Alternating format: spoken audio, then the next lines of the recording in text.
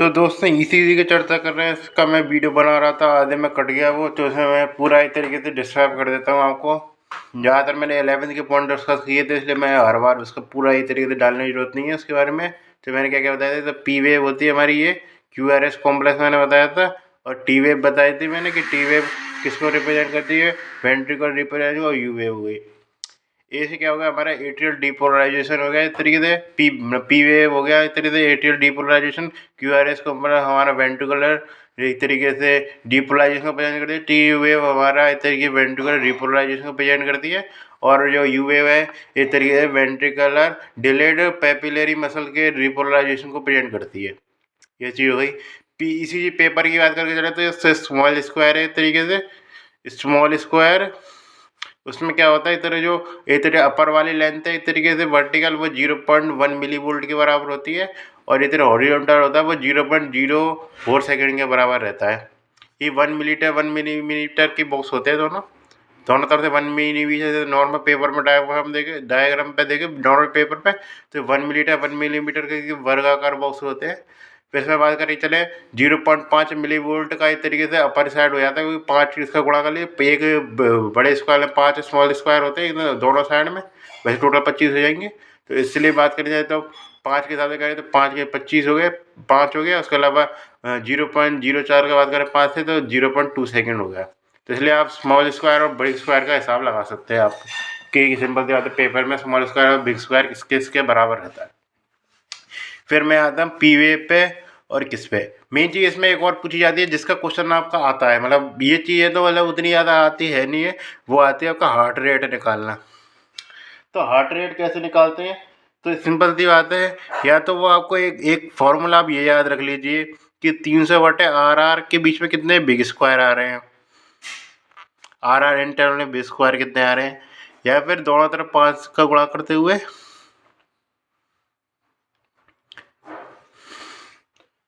1500/RR interval में कितने square आ रहे हैं, स्मॉल स्क्वायर हो गए इस तरीके से। ये स्मॉल स्क्वायर काउंट करने हैं आपको, RR इंटरवल में कितने स्मॉल स्क्वायर आ रहे हैं। यदि वो आपको बिग स्क्वायर से काम चल जा रहा है इस तरीके से, खासकर जैसे हम ओवरव्यू में देखते हैं, खासकर काफ़ी ज़्यादा ब्रेडी गाड़ियाँ पता करना है ट्रेडी गाड़िया में, जिसे आपको तो पूरा काउंट करना पड़ेगा। तो आप 1500/RR में इंटरवल में कितने स्मॉल स्क्वायर हो रहे हैं, इस हिसाब से आप हार्ट रेट को पता करना चाहिए। ये मस्ट नोन फैक्ट है, आपको याद होना ही चाहिए, इसमें कोई ऑप्शन नहीं है कि याद होगा नहीं होगा। 1500 आया, अब तो इसको तो भूल जाइए भी। तो 1500 भाई मैं लिख देता हूँ इसे प्रॉपर, 1500/RR इंटरवल में कितने स्मॉल स्क्वायर आ रहे हैं, ये होती है हमारी हार्ट रेट।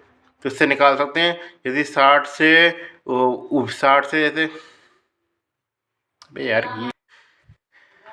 तो सिंपल सी बात है, 1500/RR इंटरवल स्मॉल स्क्वायर बात करें तो इससे हमारी लगती है, जैसे बीच में लाइट चली गई तो मैं चालू करिए, तो सिंपल सी बात है स्मॉल स्क्वायर पता लग जाते हैं, इसलिए RR इंटरवल से। तो 60 से लेकर 100 तक कितनी वाले में नॉर्मल हार्ट रेट रहती है, 60 से नीचे जाएगी तो क्या होगा, हमारा ब्रेडिकार्डिया हो जाएगा। और सिंपल सी बात है 100 से ऊपर हो जाएगा तो क्या हो जाएगा, हमारा टैकीकार्डिया। और हमें डिटेक्ट करना है स्मॉल स्क्वायर के हिसाब से, तो 60 कब आएगा, 60 के हिसाब से, जैसे देखिए 60 के हिसाब से, तो 1500/60 करके चलें तो कितना आता है, इसे जो आ जाता है इधर 25 आ जाता है इस तरीके से हमारा। तो यदि स्मॉल स्क्वायर 25 से ज़्यादा स्मॉल स्क्वायर है इस तरीके से, तो क्या होगा, हमारा इस तरीके से ब्रेडिकार्डिया होगा। क्या समझ चुके हैं, 25 से ज़्यादा स्मॉल स्क्वायर हुए, या फिर क्या होगा इस तरह से 15 से कम इस तरीके से स्मॉल स्क्वायर हुए, तो भी क्या होगा इस तरीके से हमारा, तो क्या होगा हमारे तरीके से टैकीकार्डिया होगा।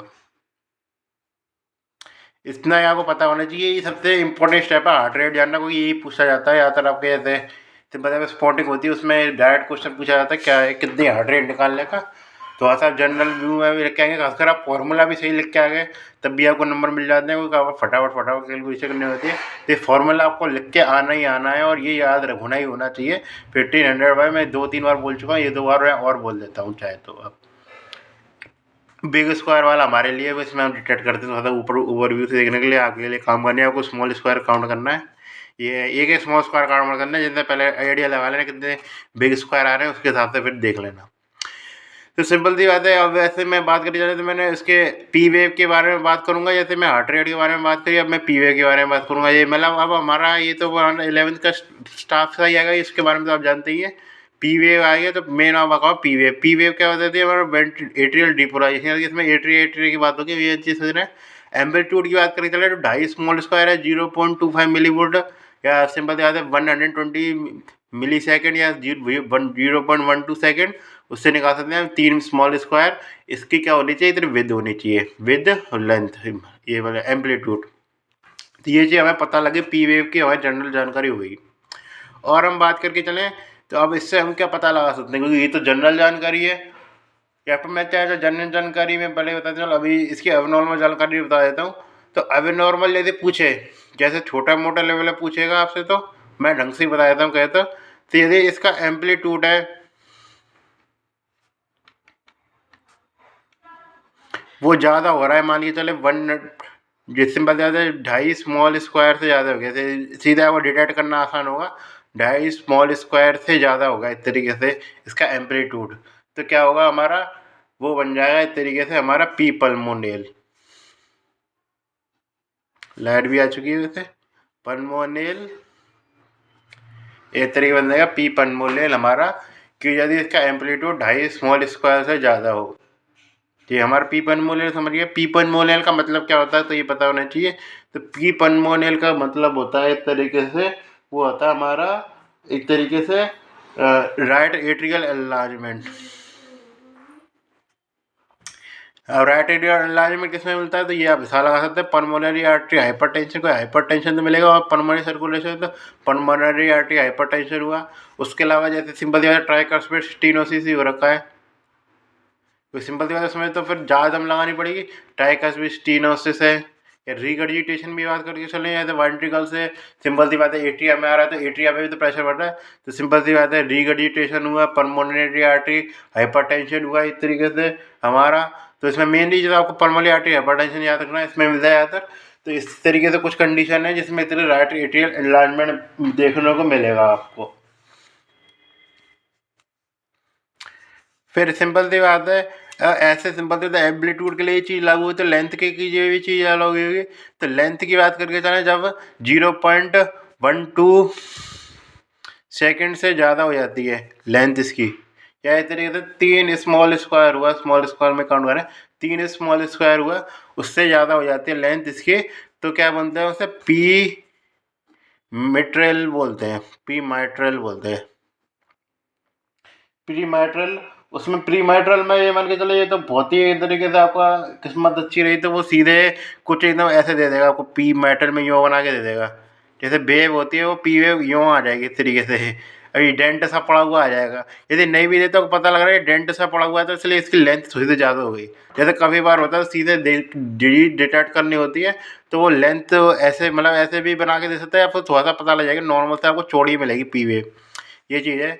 तो उसको पी माइट्रल का मतलब आप समझ गए, जैसे एक तो left atrial enlargement, right atrial enlargement था, और ये माइट्रल वाल किसका होता है हमारा इस तरीके से है, किसमें होता है, लेफ्ट साइड होता है, तो इससे क्या हो गया, तो लेफ्ट एट्रियल एनलार्जमेंट हो गया।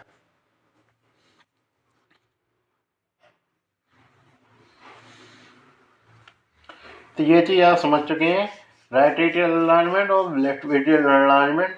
सिंपल सी बात है, और ऐसे बताने की जरूरत है नहीं है, सिंपल सी बात है।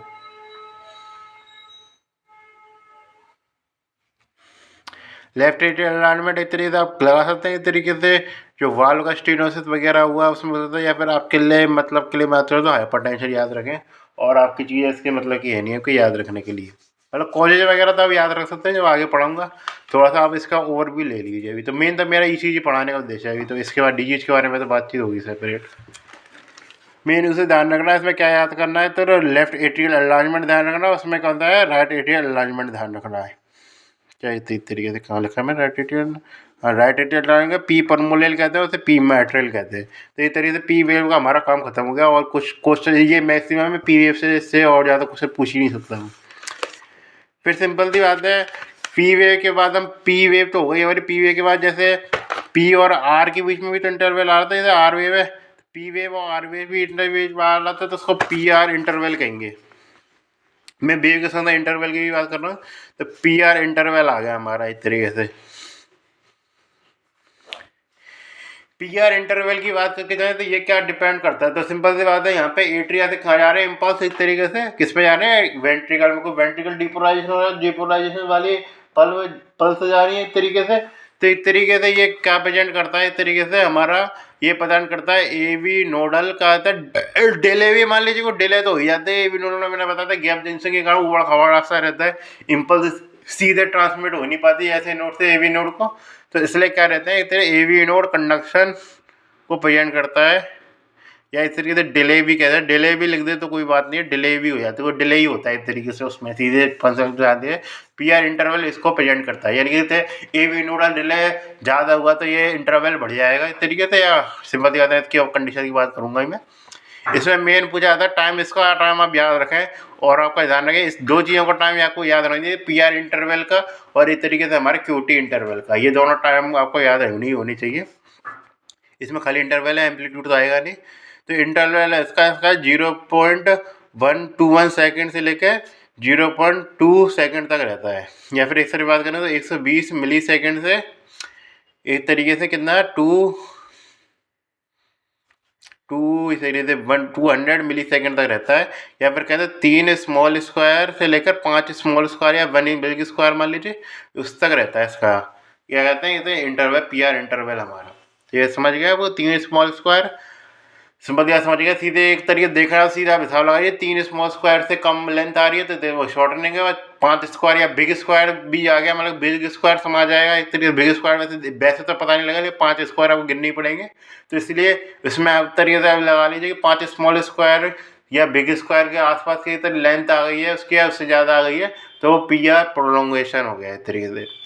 तो इसलिए सीधे आप कंडक्शन लगा सकते हैं, ए वी कंडक्शन डिले होगा इस तरीके से। तो ए वी कंडक्शन में जितना ज़्यादा डिले होगा इस तरीके से, वही है उसके बारे में।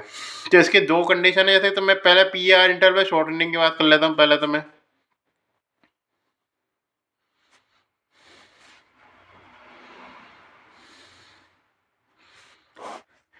तो उसमें पहला आता है हमारा वुल्फ पार्किंसन वाइट, एकदम वुल्फ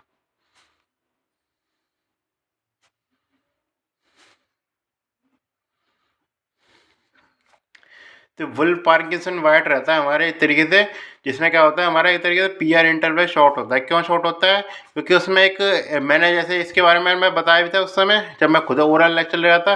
अब चाहे तो आप थोड़ा सा नोट करके आप देख सकते हैं, क्योंकि आपको नोट करने का ऑप्शन मिल गया। तो इसलिए इसमें वुल्फ पार्किंसन वाइट रहता है हमारा सिंड्रोम। उसमें क्या हो रहता है, हमें असेसरी पाथवे बन जाता है एक तरीके से, असेसरी पाथवे या एक्स्ट्रा पाथवे बन जाता है, असेसरी या एक्स्ट्रा पाथवे टू क्या कहते हैं वेंट्रिकल तक बन जाता है इस तरीके से। लेफ्ट बंडल बांध सीधे नहीं आता एट्रिया, ये क्या कहते हैं इस तरीके से, जो साइनस नोड से सीधे पहुंच जाता है वेंट्रिकल तक, ए बी नोड को भी अवॉइड कर देता है इस तरीके से हमारा ये। तो सिंपल सी बात है, कैसे के पाथवे तो वेंट्रिकल तक बन जाता है, सिंपल सी बात है। तो सिंपल सी बात से आपको क्या पता लग रहा है एक तरीके से कि पी आर इंटरवल से छोटा होगा कोई, सिंपल सी बात है। उसमें मैंने बताया था ए वी नोड में कंडक्शन डिले होता है, उसमें तो डिले होता नहीं है ना, उसमें तो जल्दी जल्दी पहुंचेगा, उसमें जल्दी जल्दी पहुंचेगा। तो इससे क्या पता लग रही है कि एक तरीके से आप ये हिसाब लगा सकते हैं कि डायरेक्ट प्रोपोर्शनल रहती है एक तरीके से हमारे हार्ट रेट के। वो सिंपल सी बात है, उसको टाइम लग नहीं रहा वेंट्रिकल तक पहुंचने में, तो इसलिए क्या कि तेरे वेंट्रिकल जल्दी धड़केगा, जिसमें उसके पास खून होगा ही नहीं, क्योंकि सिंपल सी बात है कोई चीज़ रिलैक्स करेगी नहीं तो उसके पास खून कैसे पहुंचेगा।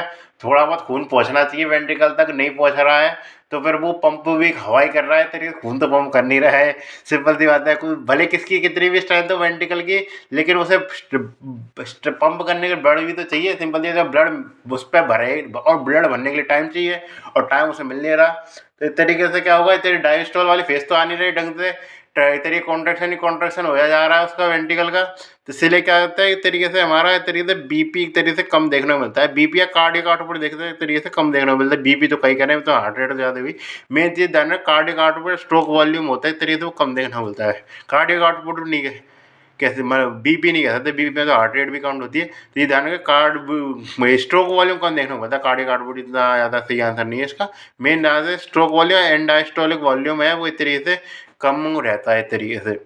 इसका ये चीज़ आप समझ गए एक तरीके से, क्योंकि सिंपल सी बात है, वो धड़क तो रहा है लेकिन उसको पानी जिस तरीके से उसको ब्लड आ ही नहीं रहा उसके पास। इसमें थोड़ी सी एक्स्ट्रा फंडिंग मिलती है, मैं बता देता हूँ चाहे तो उसे आप याद रखें या नहीं रखें, वैसे बाद में याद रखना। तो वो बोलती है आपको डेल्टा वेव, डेल्टा वेव। अब इसका मैं जैसे बना देता हूँ तो कैसा बनता है इस तरीके से, पी वेव हुई हमारी, पी आर इंटरवल एक दो शॉर्ट हो जाएगा इस तरीके से पी वेव के बाद, और वो क्या सीधे पहुंच जाएगा इस तरह से क्यू वेव पे भी नहीं आएगा। क्यू वेव पे क्यों नहीं आएगा, कोई सिंपल सी बात है, सेप्टल का एक्टिवेशन होता था ना उसमें, अब सेप्टम पे तो पहुंच भी नहीं रहा, वो सीधे कहाँ पहुंच जा रहा है इस तरीके वेंट्रिकल पे। तो इस तरीके से क्यू वेव से सीधे वो क्यू वी वेव भी नहीं आती, इस तरीके से पी के बाद सीधे वो आर इंटरवल पे पहुंच जाता है। फिर एक तरीके से थोड़ा सा इस तरह ब्रॉड मिलता है। ब्रॉड क्यों मिलता है, क्योंकि सिंपल सी बात है, जो बंडल ऑफ पुरकिंज फाइव, कोई सिंपल सी बात है ए बी नोड में भली डिले हो, लेकिन पुरकिंज फाइबर में जो कंडक्शन होता है वो तो फास्ट होता है ना। कोई सिंपल सी बात है, सिंपल सी बात है कि ब्लड है, वो ब्लड को आप एक तरीके से आर्टरी के जरिए पहुँचाएँ, उसमें एक तरीके से कम टाइम लगेगा। और सिंपल सी बात है, खाली फैला दें आप, सिंपल सी बात है, उसको ज़्यादा टाइम लगेगा। या नाली में बात है, नाली में पानी जल्दी जल्दी रहता है, सड़क पर फैला दें एक तरीके से, साफ होने में बहुत ज़्यादा टाइम लग जाता है। तो इसलिए आप कुछ इस तक इससे समझ सकते हैं। तो इसलिए क्या होगा इस तरीके से, ये हमारा क्यू आर एस कॉम्प्लेक्स हो जाएगा, वो ब्रॉड हो जाएगा। अब उसके बारे में बात करूँ क्यू आर एस कॉम्प्लेक्स के, तो क्यू आर एस कॉम्प्लेक्स को क्या होता है, जब ब्रॉड हो जाता है, पी आर इंटरवल क्या होता है एक तरीके से छोटा में देखने को मिलता है हमको। फिर ये तरीके से एस वेव हुई, ये टी वेव है, टी वेव बनाना भूल गया मैं, लेट बना दी। तो ये चीज़ है, अब एस टी से ना सुने यार, टी वेव में गलती से लेट बनाई है। तो इस तरीके से ये चीज़ मानने का, तो ये वेव जो मिलती है उसे हम कहते हैं डेल्टा वेव।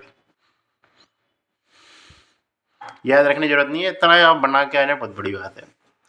दूसरी कंडीशन का खाली मैं नाम ही बता देता हूँ, नाम क्या था उसका, लोमान गेगन लावाइन सिंड्रोम, इसका ऐसे ही नाम है।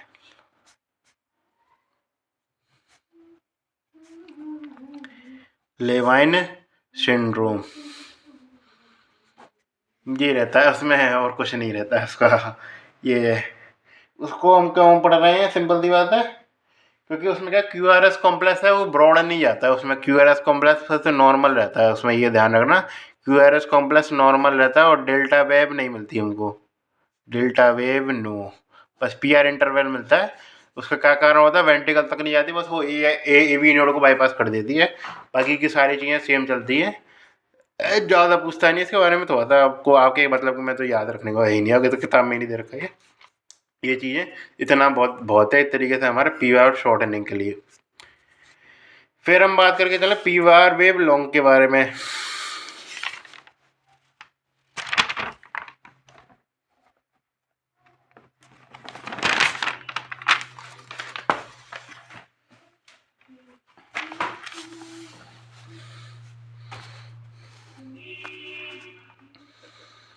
पी आर वेव लॉन्ग, तो पी आर वेव लॉन्ग के का सीधा सीधा नाम आता है हमारा पास, सीधा सीधा हम बोल देते हैं जब भी पी आर वेव लॉन्ग मिलते हैं, वो मिलती है हार्ट ब्लॉक। सिंपल सी आते कहते हैं ना, कंडक्शन बंद होगा इस तरीके से, हार्ट बंद हो गया, तो उसका मतलब ये होता है P R wave long. Simple है, ए वी नोड से तो कंडक्शन हो रहा है, और ए वी नोड ही बंद करेगा, असेसरी पाथवे है नहीं, क्योंकि हर किसी में तो नहीं होता ये, हर किसी में। ये तो मैं कुछ कंडीशन की बात कर रहा हूँ, ये तो सिंड्रोम विंड्रोम में और भी डिजीज वगैरह होंगी होंगी, उसके बारे में बातचीत करने का तो क्या मतलब है। तो सिंपल सी बात है, तो इसके बारे में पी आर वेव लॉन्ग है, तो सिंपल सी बात है क्या मिल गया इस तरीके से, ब्लॉकेज आ गया, चीज़ें आगे पास नहीं आ रही। अब कंडक्शन में ब्लॉक आया ना, वो आर्टरी में तो ब्लॉक नहीं आया, लेकिन कंडक्शन में ब्लॉक आया तो उसको भी तो ब्लॉक ही कहेंगे। तो इसलिए ऐसे क्या कहते हैं, इसका सीधा सीधा जब जवाब जाता है हार्ट ब्लॉक, ये चीज़ है। हार्ट ब्लॉक में सिंपल सी बात है, हमारा भी सब हार्ट ब्लॉक में नहीं मिलता ये चीज़, तो एक तरीके से मिलती है, एक तरीके से किस किस में, एक तो Mobitz, Mobitz two heart block है, मोविट्स वन हार्ट ब्लॉक में मिलता है। और क्या मिलता है इस तरीके से, हमारे कंप्लीट हार्ट ब्लॉक होता है इस तरीके से, सिंपल सी बात है।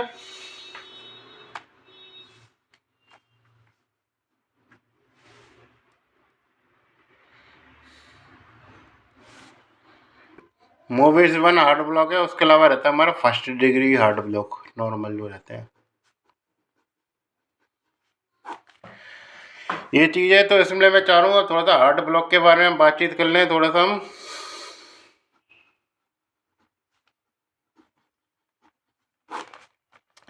एक तरीके से रहता है हमारा फर्स्ट डिग्री हार्ड ब्लॉक।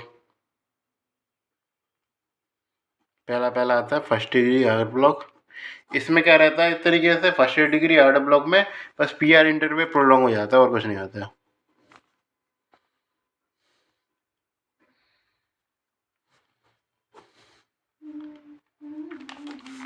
और कुछ नहीं होता फर्स्ट डिग्री आउटपुट में, बस वीनस इस तरीके का आउटपुट थोड़ा सा ज़्यादा आने लग जाता है और हमको कुछ देखने को मिलता है छोटे मोटे लेवल। बस वो इतना आउटपुट इतना ज़्यादा अंतर आता है बस इसमें कि वो एक तरीके से बस चेंज नहीं होता है तरीके से। बस वैसे ऐसा नहीं होता कि ऐसे नोट गया दूसरा पेस मेकर आ जाए पुरकेंडिया 5 पेस मेकर बन जाए, इतना नहीं होता। बाकी बस प्रोलॉन्गेशन या वीनस आउटपुट इस तरीके से ज़्यादा हो जाता है इस तरीके से, जो कि मतलब काफ़ी उसमें कुछ सिम्टम वगैरह देखने को नहीं मिलेगा। कुछ छोटे मोटे लेवल की चीज़ें तो संभाल लगता है हार्ड, तो कोई ऐसा एक तरीके से ट्रीटमेंट देखने को हमको नहीं मिलेगा। तो ये चीज़ आप समझ चुके हैं। दूसरा मैं बात कर रहा हूँ एक तरीके से, वो है हमारा एक तरीके से मूवी टाइप 1 और टाइप 2 या सेकंड डिग्री हार्ड ब्लॉक की बात करेंगे। सेकंड डिग्री में आता है तरीके से टाइप 1 में और टाइप 2। सेकंड डिग्री में टाइप 1 की बात करके चले तो उसमें क्या होता है, टाइप 1 मैंने क्या बताया एक तरीके से पीआर इंटरवल तो प्रोलॉन्ग रहता है लेकिन वो बढ़ता जाता है। प्रोग्रेसिव पीआर इंटरवल प्रोलॉन्गेशन,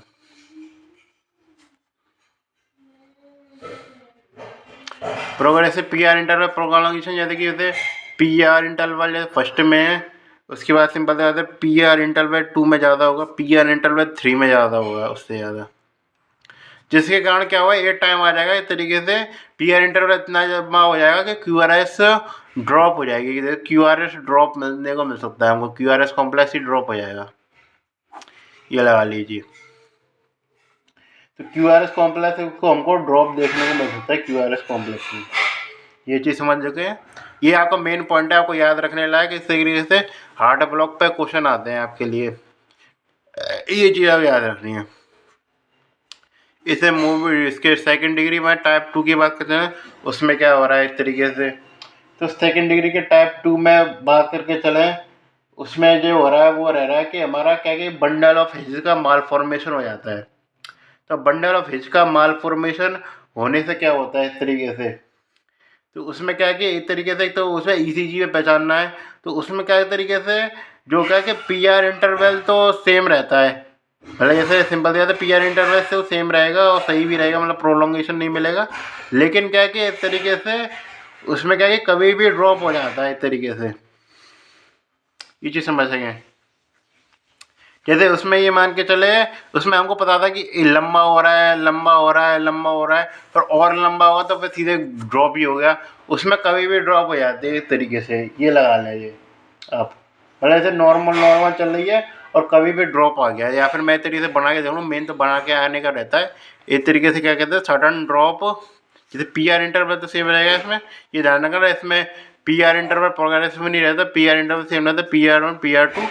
इसमें सडन क्या होता है, sudden drop of Q R S. जैसे मैं तो प्रोग्रेसिव होने के बाद ड्रॉप आ रहा था, जैसे मेन चीज़ में सेकेंड डिग्री हार्ड ब्लॉक में मेन चीज़ यही है कि इसमें Q R S complex drop करेगा। अब उसमें फर्स्ट में ड्रॉप इसलिए कर रहा था क्योंकि सिंपल सी बात है ए बी नोडल डिले होते होते क्या हुआ कि एक बार हार्ट वेंटिकल हमारे धड़के ही नहीं, सिंपल सी बात है। ये चीज़ हो सकती है एक तरीके से कि डिले होते हुए इतना हो गया कि एक तरीके से वेंटिकल बीच में एक बार को हमारे धड़के ही नहीं, ये है।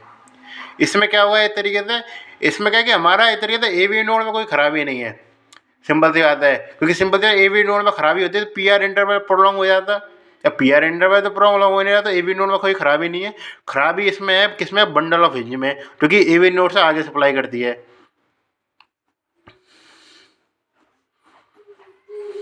बंडल ऑफ हिंज में खराबी है, जिसके कारण क्या है सडन ड्रॉप हो जाती है, यानी कि इतनी बंडल ऑफ हिंज क्या कंडक्शन नहीं कर पाता कभी कभार। जब बंडल है इसको तो कंडक्शन करना ही पड़ेगा, सिंपल सी बात है, उसके बिना तो काम ही नहीं चलेगा ना। वो वेंट्रिकल में तो वही है सर्किट मेन, और वो चाहे वो खुद बनाए अपनी या सिंपल सी किसी और से ले, उसको तो कंडक्शन करना ही पड़ेगा। बंडल ऑफ हिंज खराब हो गया तो ऑप्शन ही नहीं है वेंट्रिकल के पास, तो उसमें ढेर डिफेक्ट आ जाता है, जिसके कारण क्या होता है कि सडन ड्रॉप हो जाता है। इस तरीके से तो नॉर्मल चल रही है हमारी, जैसे क्यू आर एस कॉम्प्लेक्स हुआ है हमारा ये तरीके से, फिर टी वेव है, फिर मतलब पी वेव आ गई, फिर दोबारा क्यू आर एस कॉम्प्लेक्स चल रहा है इस तरीके से हमारा, फिर टी वेव, फिर क्या है, इस तरीके से उसके बाद आई नहीं इस तरीके से टी वेव, उसके बाद जैसे पी वेव आई तो उसका अचानक ड्रॉप आ गया, फिर उसके बाद सीधे टी वेव आ गई, ये लगा लीजिए। ऐसा मान लीजिए आपको कि सीधे एक ड्रॉप आ गया, यहाँ पी वेव के बाद सीधे टी वेव आ गई, कोई एक तरीके से प्रोग्रेसिव चीज़ जा नहीं रही थी, अचानक ड्रॉप आ गया, कोई एकदम कोई कारण था नहीं उसको, मतलब कि कोई इस तरीके से ईसीजी पे एक्सप्लेन करने वाला कारण नहीं होता। वैसे तो कारण है हमारा बंडल ऑफ वेज खराब हो गया उसका, लेकिन उसके अलावा ईसीजी पे आप प्रेडिक्ट नहीं कर सकते कि कभी भी वो ड्रॉप आ जाता है इस तरीके से। तो वो इस तरीके से क्या हो गया, तो सेकंड डिग्री हार्ड ब्लॉक होगा इसके दोनों टाइम। मेन आता है हमारे पास क्या, third degree hard block. Third degree का मतलब है एक तरीके से ए बी नोड है वो बिल्कुल ही खराब हो गया एक तरीके से। हम्म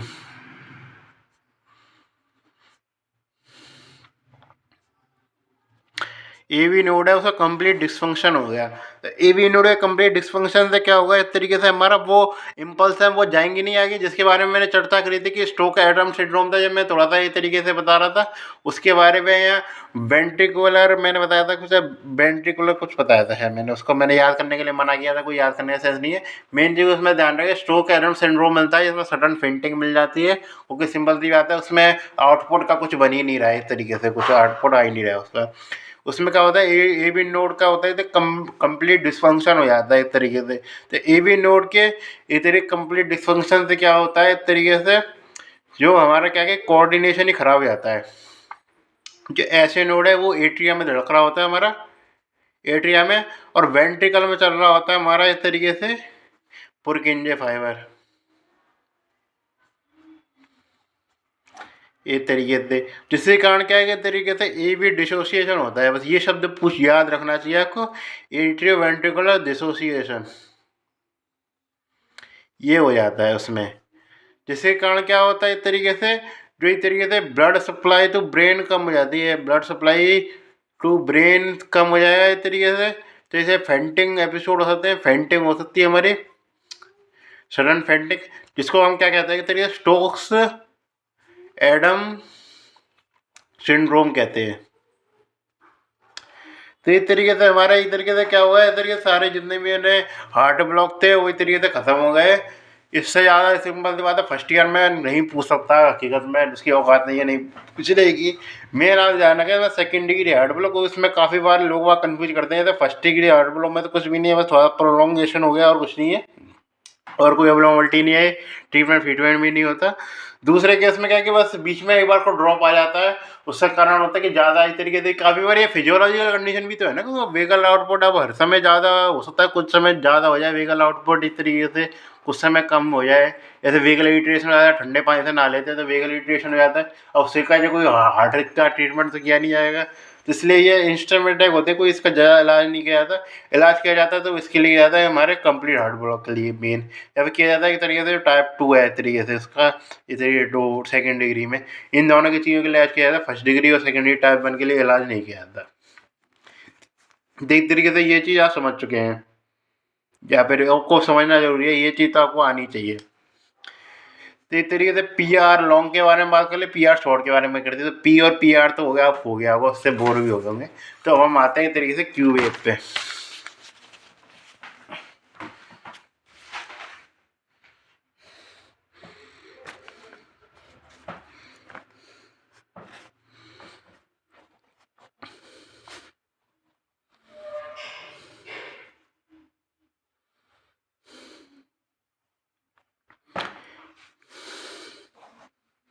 क्यू आर एस कॉम्प्लेक्स पे आए तो सिंपल सी बात है, या क्यू वेव पे आए, सबसे पहले क्यू वेव पे आना था, हम सेप्टल वाला बताया था।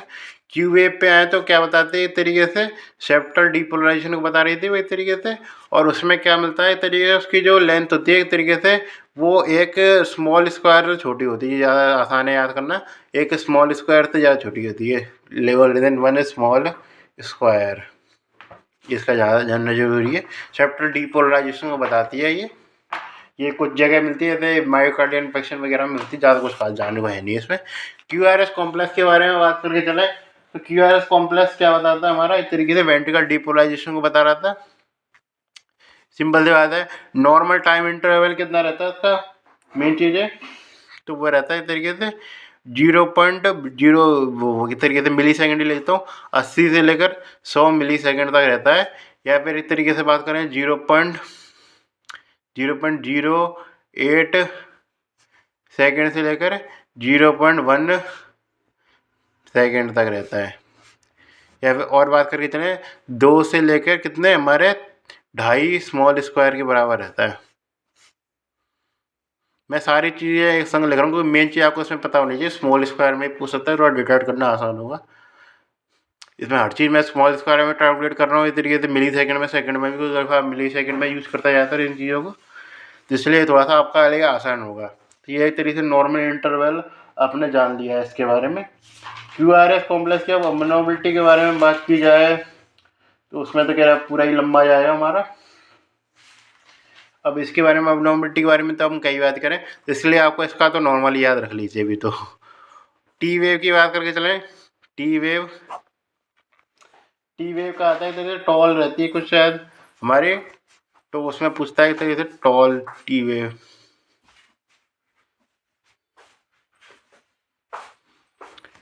तो टॉल टेंडेड टी वेव आती है, तो या फिर इस तरीके से abnormal hyper acute T wave,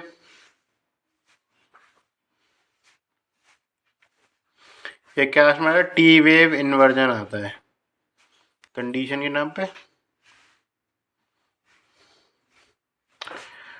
toll T wave देखने को मिलती है एक तरीके से हमारे, सिंपल सी बात है, हाइपर पोटेशियमिया या फिर इस तरीके हाइपर कैलीमिया में देखने को मिलती है, हाइपर कैलीमिया। और इन टी वेव इन्वर्जन देखता है हाइपोकैलीमिया में देखने को मिलता है। हाइपर एक्यूट टी वेव एक तरीके से मायोकार्डियल इन्फेक्शन में देखने को मिलती है। इस तरीके से बात करी करें तो इस तरीके से ये चीज़ें, तो ये चीज़ थोड़ा सा पता रहना चाहिए कि टॉल टी वेव किस में मिल रही है, हाइपर एक्यूट टी वेव किस में मिल रही है, ये चीज़ पता होनी चाहिए इस तरीके से। ओके, मतलब ये एक तरीके से मैं थोड़ा बता रहा हूँ। टी वेव सबसे ज़्यादा इस तरीके से होता है, एक अर्ली चेंज आ जाता है चीज़ों में। मायोकार्डियल इन्फेक्शन के थोड़ी सी फंडने का को पता नहीं चाहिए क्या क्या मिलता है उसके लिए। मायोकार्डियल इन्फेक्शन में सोचा एक्सप्लेन भी करूँगा और एरिथमिया के बारे में बताऊँगा। आप अगले मतलब होता है इसका अगला वीडियो बना लूँगा उसका। तो उसके बारे में क्या बता रहा था टी वेव के में नॉर्मल क्या रहता है, नॉर्मल भी तो बताना चाहिए। तो नॉर्मल तो बताया नहीं मैंने। तो नॉर्मल क्या होता है इस तरीके से, वो 5 मिलीमीटर, 5 मिलीमीटर का मतलब क्या होगा इस तरीके से 1 बिग स्क्वायर या 5 स्मॉल स्क्वायर हो इस तरीके से, उससे छोटी रहती है इसमें लिम्ब में इस तरीके से। या फिर हमारे कहते हैं 10 मिलीमीटर, या कहते हैं कैसे 2 बिग स्क्वायर या 5 स्मॉल स्क्वायर, वो 10 स्मॉल स्क्वायर हुए। इधर मतलब ऐसा लगा लीजिए इस तरीके से जो हमारे पी वेव था उसको दुगना रहती है। तो उसके संबंधी बात है हमारा चेस्ट लीड में, चेस्ट लीड में ज़्यादातर हम V2 V3 यूज करते हैं, उसके हिसाब से ये चीज़ रहती है। अब हम कहे तो बात करें चाहे तो, या फिर इसके तरीके से अगला वीडियो बनाए इसका रिलेटेड, चलो अगला वीडियो ही रखते हैं।